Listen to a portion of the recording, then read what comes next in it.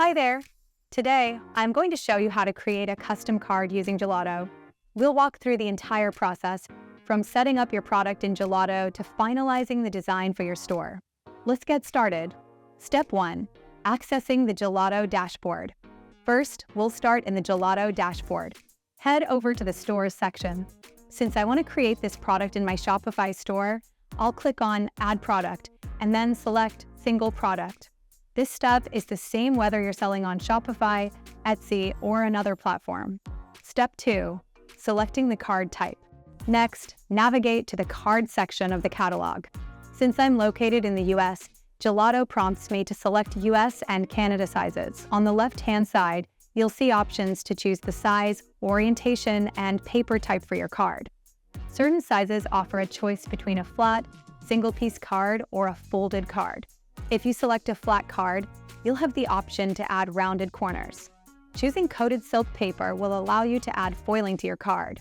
Take a moment to explore the available sizes and details, then select the options that suit your design. Step 3. Customizing your card.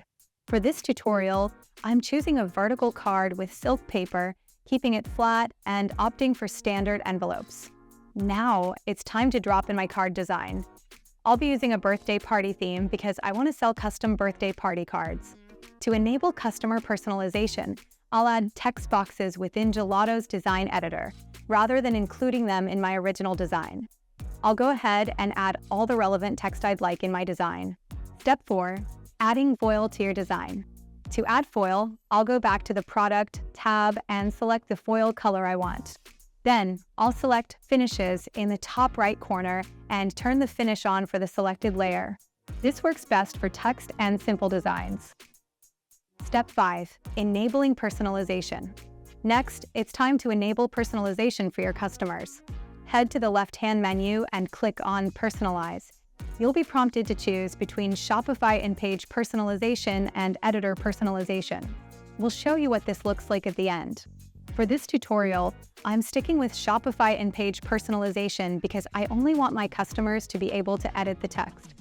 I'll select the text layers that need to be customizable and turn personalization on. Then, I'll name each layer with relevant information, like name and address.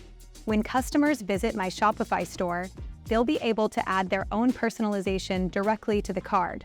It's a simple and effective way to let them customize the product while maintaining control over the design. Step 6. Finalizing the product. Once you're happy with your design, it's time to move on to the mock-up stage. Here, you can select mock-ups that best showcase your card. After that, add your product description, set your price, and you're all done. Once I've published the product, I'll head over to my Shopify store to make sure everything is working properly. And here's what the final product looks like. You've successfully created a custom card using Gelato, ready to be sold in your Shopify store. Thanks for following along. I hope this tutorial has been helpful. If you have any questions or run into any issues, feel free to leave a comment below. Happy creating!